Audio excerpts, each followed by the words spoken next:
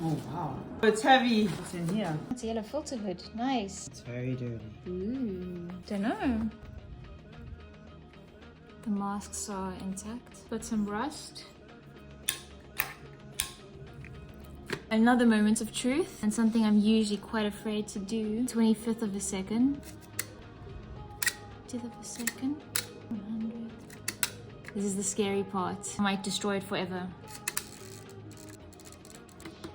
Okay, slow speeds are bad, but we can sort that out down the line. You can fix it. I don't have experience doing that part, but we might be able to work with it. Cool, so I guess a success? We'll see. Okay, so the shutter is not actually broken. Well, the shutter was never broken, but I'm referring to the button to release the shutter not going down, but I realized that it's got a prevention for double exposure. Advance the film, it works.